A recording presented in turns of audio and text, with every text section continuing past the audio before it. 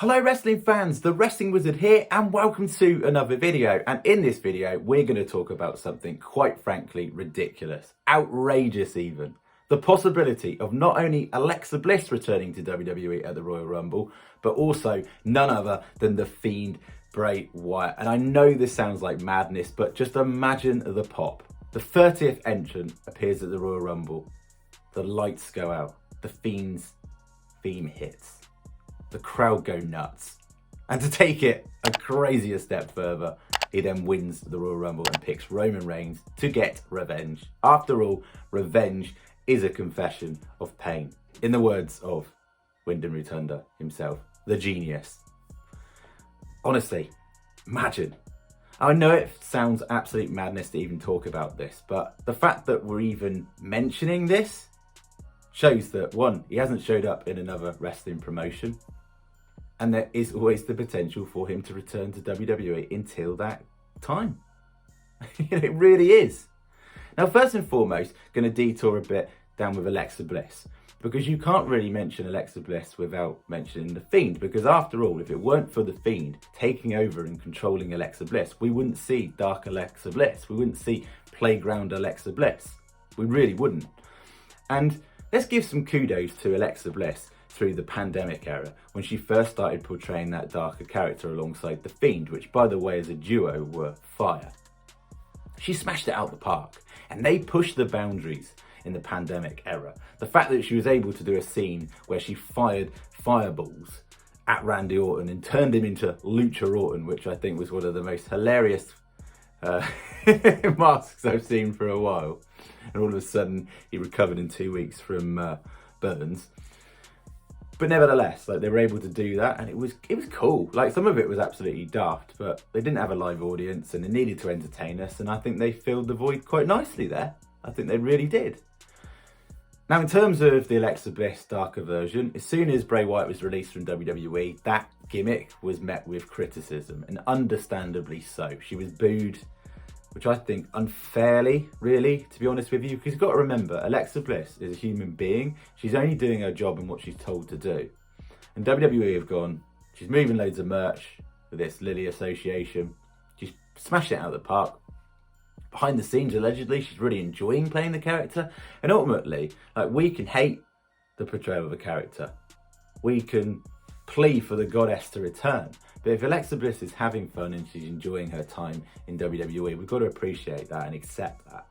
But I understand frustrations from both sides. Now, I did a poll the other day, and interestingly enough, more people preferred the Playground Alexa version than the Goddess version of Alexa. Now, I know if there was more votes, it'd probably be more in favour of the Goddess, but it's interesting. A lot of people dig this dark Alexa. A lot of the younger generation do. And you've got to remember, the young generation is the future of WWE, and we've got to respect that. We were kids once upon a time, and we had our heroes that we idolised, and a lot of younger generation like the Playground version of Alexa.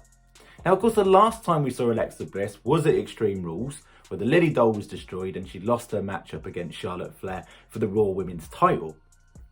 We know in real life she went away to have sinus surgery, but in kayfabe, we haven't seen her since until recently. And recently we've been seeing these scenes where Alexa Bliss has been getting rehab from this doctor.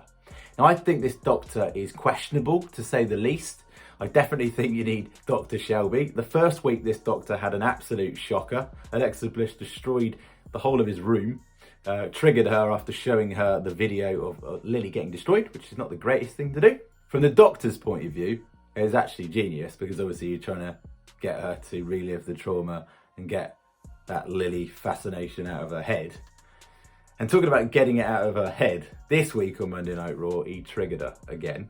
He mentioned a number of phrases, and then she answered with Lily, and then he said imaginary, and she was about to say Lily, but obviously angered her, and he got the hell out of there this time, which was wise. It was clever. He's doing a much better job now, so maybe he can cure Alexa Bliss. Now, talking about Alexa Bliss and the gimmick, kudos to WWE here. We genuinely don't know what gimmick she's going to return in. It could be the Goddess. Things could come full circle. She did post recently a picture of her with this new dyed pink hair, and she actually put the caption, "Keep your enemies close and your lovers closer." Could that be integrated into the storyline? Who knows? But pink hair Alexa Bliss, you think of Goddess, right? We could see Playground Alexa return, or we could see something completely new, dark, and even more sinister than before. But I get more Harley Quinn vibes from this version of Alexa than before. That's the way I feel things are going. She seems more psychotic than ever before. But I do think WWE needs to pivot a little bit when they return her. But nevertheless, we'll see her return very soon, assuming it's going to be at the Royal Rumble, I guess. We'll probably see another therapy session, and then maybe another one after that, and then the Royal Rumble. Now, in terms of Bray Wyatt, the Fiend Bray Wyatt, why could he be returning to WWE? Why is there potential? Well, he hasn't shown up in another promotion. And yes, he could be taking time away from WWE and show up elsewhere at some point. But if you think back from July last year, many people, many fans have changed their opinion, including myself. When he was released in July of last year, we were livid, right? We wanted him to get the hell out of WWE, 2 fingers up to Vince McMahon, because all we knew was he was released by WWE due to budget cuts. And we knew that was BS. We knew there was something more. And we just assumed that they'd had a falling out. Vince and Bray had a falling out due to some creative differences. The Fiend, understandably, should I say, Wyndham was understandably protecting his gimmick, his baby, something he's put all his blood, sweat and tears into. And you can't argue that down to the Goldberg matchup, down to the Hell in a Cell matchup with Seth Rollins, and more recently, the outcome in the WrestleMania 37 matchup. So you can understand why he was so angry, and we wanted to see him elsewhere, and we thought the place for him to go was AEW. Tony Khan was going to welcome him with open arms, offer him the world, give him all this creative freedom, and we were going to see something new. But a lot in AEW has changed. AEW is a hugely stacked roster nowadays. When you think of AEW now, it doesn't scream the Fiend persona. It doesn't seem to fit in line with what they go with AEW. It seems very much like pro wrestling personified. And you think of AEW and the top 3 superstars off the top of your head, you'd probably go CM Punk, MJF, Britt Baker, okay? We know we've got the likes of Hangman, Adam Page, Kenny Omega, Jungle Boy, Darby Allin, amongst others. And for me, I can't see a place for him there. I feel like he'd get lost in the shuffle. I mean, yes, he could probably go there and smash it out of the park, which I'm sure he would. But I personally, at this moment, just don't see him going into AEW. I don't want him just to join a random faction, like the House of Black or the Dark Order. He deserves more than that. He deserves to be the main showpiece, and I really don't feel like he is. I feel like at the moment especially, they're going to look at CM Punk to hold the title at some point, MJF down the line. That's who they're looking to for the future. I don't think he'd be in that main event picture. Impact, I personally feel like he's too big a fish for that pond, and that's no diss to Impact. I just feel like if he did go there, they'd promise him the world, and if the ratings didn't double or times by tenfold, they deem him a failure.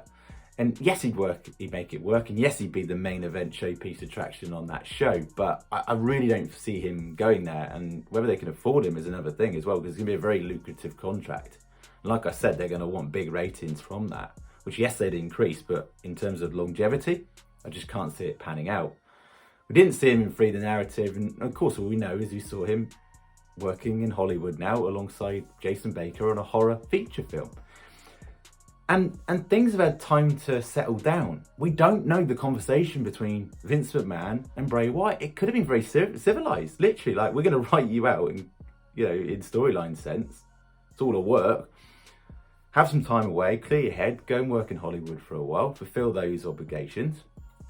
Come back when you're ready, the door's open. Looking at 2 sides of the story, you might have said 2 fingers up to you, never want to see you again in my company, go and do one.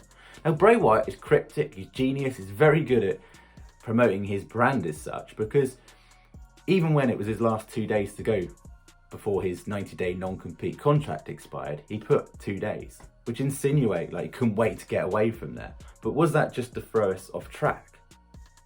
Is he really done with WWE? Think of WWE and the reasons why Bray Wyatt would want to come back. The Fiend persona is owned by WWE.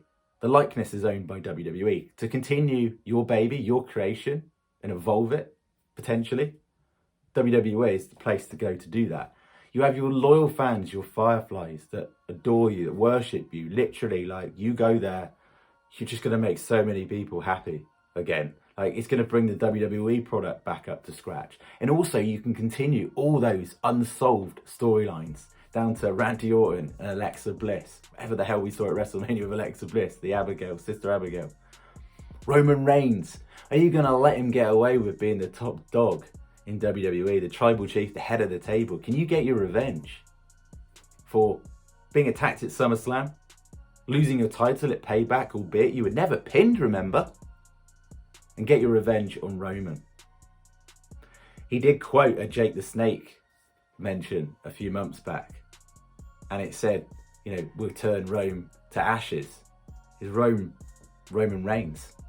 We could be looking into this way too much, but if it was already a storyline, potentially in the works, way back last year, could it be open? And imagine the Fiend winning the Rumble, taking on Roman Reigns. Just imagine it. And I know you'll all say Roman Reigns is going to keep the belt all the way through to next year's WrestleMania and fight The Rock. Don't need the belt to fight The Rock. And also down the line, the Fiend doesn't need the belt to be awesome in WWE. He doesn't. He's a main event draw. Utilize him as a part-timer. A main event attraction, the Fiend. That works best in WWE, in my opinion. And just think about the potential with Alexa Bliss. No more criticism. The Fiend, the man that started it all, you work alongside again, or in cahoots with in some regard. Imagine it. Just imagine it. Imagine those both won at WrestleMania. Alexa wins the Women's Rumble, beats Charlotte Flair at Mania, and the Fiend wins the Rumble and goes on to fight Roman Reigns at WrestleMania. I just honestly feel there's something iffy at the moment in the air with this. Why are these random captions of the Fiend's name appearing? Why, when you're doing a promotion for the Royal Rumble, the Fiend's sound effect appears? Coincidence, or some people seriously getting fired in the production team? Because they're going to be getting fired every week, seemingly. Because why put these like teasers and hints? Like, if you're that against Bray Wyatt or Wyndham Rotunda as a person, you're not even going to have a sniff of him in that in WWE. So why are you playing his sound effects? Why are you toying with us? Nevertheless, we can speculate all day long, but first and foremost, I want to say thank you so much for watching this video. Be really appreciative if you could like the video, share the video, subscribe if you're new, and we'll see you in another video with hopefully some more updates.